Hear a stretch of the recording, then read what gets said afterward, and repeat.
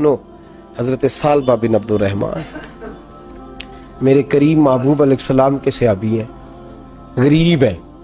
غربت بڑی اعلیٰ چیز ہے، ہاں غریبی بڑی نعمت ہے، یہ آزمائش ہے، اس میں کوئی شک نہیں، لیکن قیامت والے دن پتہ چلے گا جب غریب چھلانگ لگا کے جنت میں داخل ہو جائیں گے۔ اور امیر تو کھڑے ہیں نا، میرے نبی پاک نے حضرت عبدالرحمن بن عوف کو، حضور صبح اٹھے تو نبی پاک کی آنکھوں میں آنسو تھے، فرمایا میرے عبدالرحمن بن عوف کو بلاؤ۔ حضرت عبدالرحمن بن عوف آئے تو حضور نے سینے سے لگا لیا، نبی پاک کھول کے روئے، یا رسول اللہ حضور کیا ہوا؟ فرمایا عبدالرحمن رات میں نے خواب دیکھی ہے، سارے جنت میں چلے گئے، تو پیچھے رہ گیا، میں کھڑا تیرا انتظار کرتا رہا، میں تیرے بغیر جا نہیں سکتا تھا، پھر تو آیا ہے تو تیرا سارا وجود پسینے سے بھیگا ہوا تھا۔ حضرت عبدالرحمن بن عوف تڑپ کے روئے، قدموں پہ سر رہا، حضور میری غلطی۔ فرمایا یار تیرے پاس مال بڑا ہے، تجھے حساب دیتے دیتے لیٹ ہو گئی، تیرے بیگ کھل گئے، تجھے حساب دینا پڑ گیا، تو لیٹ ہو گیا، میں پریشان ہو گیا۔ حضرت عبدالرحمن ابن عوف نے 100 گھوڑا مال اوپر رکھ کے حضرت عبدالرحمن نے حضور کی بارگاہ میں پیش کیا، کہا یا رسول اللہ یہ۔ اور پتہ ہے ایک دن کیا ہوا؟ ایک دن سرکار کے وصال ظاہری کے بعد حضرت عبدالرحمن ابن عوف نبی پاک کے گھر کے دروازے کے باہر آ کے بیٹھ گئے اور یوں سر کو پکڑا ہوا ہے، رو رہے ہیں۔ حضرت ام سلمہ حضور کی زوجہ باہر آئیں، کہا بیٹا عبدالرحمن کیا ہوا؟ جب پوچھا کیا ہوا تو اور کھول کے روئے، کہا کیوں روتا ہے؟ کہا اماں جی جب تک میرے محبوب حیات ظاہری میں تھے مجھے بتاتے تھے یہ مال نہ کما، یہ کم، میں حضور سے بات کرتا تھا تو حضور روک دیتے تھے، اب مجھے ظاہراً بتانے والا کوئی نہیں، مال کے ڈھیر لگ گئے ہیں، آج حساب کرنے بیٹھا ہوں تو حساب نہیں ہو رہا، سوچتا ہوں اگر میں پھنس گیا تو مجھے کون اس سے بچائے گا؟ آپ محبوب کی زوجہ ہیں، میری ماں ہے، میں آپ کے پاس آیا ہوں، اماں جی مجھے بتائیں میں کیا کروں؟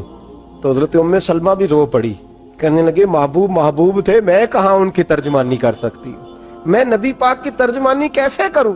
کہا اماں جی خدا واسطے مجھے کوئی حکم دے دیں، مجھے لگتا ہے عبدالرحمن برباد ہو جائے گا، ہلاک ہو جائے گا، خدا را مجھے کچھ بتا دیں، اتنا سارا مال ہے، میں کہاں اس کا حساب دوں گا، مہربانی فرمائیں، یہ تجارتیں میرے گلے پڑ رہی ہیں۔ حضرت ام سلمہ کی جب منت کی تو فرمانے لگی جا بیٹے آدھا خیرات کر دے۔ کتنا؟ 2.5% نہیں، کتنے فیصد ہے؟ 50%، 50%۔ حضرت عبدالرحمن ابن عوف گئے اور 50% خیرات کر کے کہنے لگے اماں میں نے 50% دے دیے، میں بچ جاؤں گا نا، میں دے آیا ہوں آدھا۔ تو حضرت ام سلمہ فرمانے لگی میں نبی پاک کی بارگاہ میں سفارش کروں گی تیری، اور نبی پاک اللہ کی بارگاہ میں سفارش کرے صلی اللہ علیہ وسلم۔ حضرت سالبہ بن عبدالرحمن، حضور دعا کر دیں، غریبی ہے۔ میرے نبی پاک نے فرمایا تو جس حال میں ہے بہتر ہے،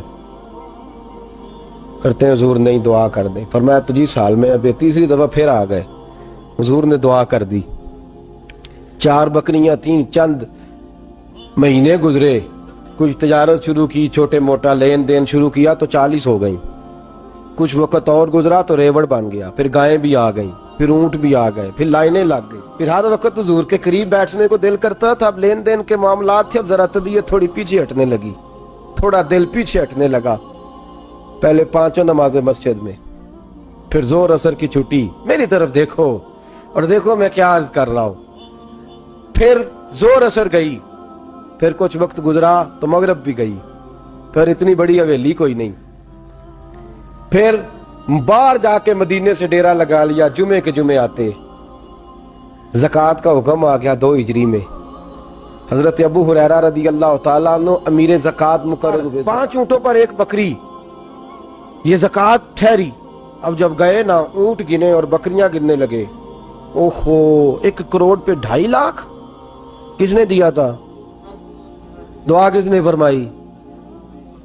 اوہو اتنا، میرے پیسے بینک سے میسج آ جائے گا اتنے کم ہو گئے، اوہو بڑی مصیبت بنے گی، مجھے تو خوشی ہوتی ہے جب آتے ہیں تو اب یہ والا میسج بھی چلے گا کہ اتنے مائنس ہو گئے، توبہ توبہ، پریشانی لگ گئی، بڑی طبیعت، انکار نہیں کیا، کہنے لگے حضور سے جا کے عرض کرنا میں خود آؤں گا، اور جہاں محبوبیت ہو وہاں اتنے لفظ بھی بے ادبی ہیں، وہاں ٹھہر جاؤ، سوچتا ہوں، سمجھتا ہوں، غور کرتا ہوں، یہ جملے بھی وہاں توہین ہوتے ہیں۔ محبوب ہو اور وہاں انسان سوچ سمجھ کی بات کرے، وہاں انسان، بابا بلے شاہ صاحب نے کہا عقل آخ دی چگے نو سام کے رکھ، عشق آخ دے بال کے سیکنا چاہیے ہے۔ کہا جا کے کہنا میں آؤں گا۔ سب کی زکوٰۃ لے آئے، در رسول پہ آئے، حضور نے فرمایا پہلے سالبہ کی بات بتاؤ، پتہ تھا نا پہلے سال، حضور اس نے کہا تھا میں آؤں گا۔ حضرت ابو ہریرہ کہتے ہیں نبی پاک نے ٹھنڈی آہ بھری، آہ ٹھنڈی، فرمایا ہلاک ہو گیا۔ اس کو کہا تھا نہ اس چکر میں پڑ، ہلاک ہو گیا، ہلاک۔ حضرت ابو ہریرہ فرماتے ہیں دو باریک باریک آنسوؤں کے قطرے بھی میں نے محبوب کی آنکھوں میں دیکھے۔ اپنا ہے نا تو دکھ ہوا یار، میرا اپنا تھا، ہلاک ہی ہو گیا ہے، کدھر چلا گیا ہے۔ ان کو بھی بعد میں خیال آیا، او ہو میں تو غریب تھا، یہ آیا کدھر سے تھا، میں تو غلامی رسول میں آتا گیا تو رب میری عزتیں بڑھاتا گیا، یہ میں کس چکر میں پڑ گیا۔ آئے لائنیں بکریوں کی لائے، حاضر کی، حضور وہ میں نے کہا تھا حضرت ابو ہریرہ سے میں خود آؤں گا، حضور میں خود لایا ہوں۔ فرمایا محبوب نے مجھے تو نہ بتا، میں تو سمجھتا ہوں، میں نے کہا تھا تو میں آ گیا ہوں۔ فرمایا چل اٹھا، دوڑ جا، لے جا۔ حضرت ابو ہریرہ فرماتے ہیں انکار محبوب نے سالبہ کو کیا، لیکن آنسو ابو بکر صدیق کے بھی نکل گئے۔ فرماتے ہیں درد عثمان غنی کو بھی ہونے لگا، تڑپ مولا علی بھی گئے۔ فرمایا جا لے جا، نہیں چاہیے تیرے پیسے۔ فرماتے ہیں سالبہ نے ہاتھ باندھے، کہا محبوبہ غلطی ہو گئی، حضور مجھے، فرمایا تجھے کہا نہ تیرے نہیں چاہیے، نکل جا۔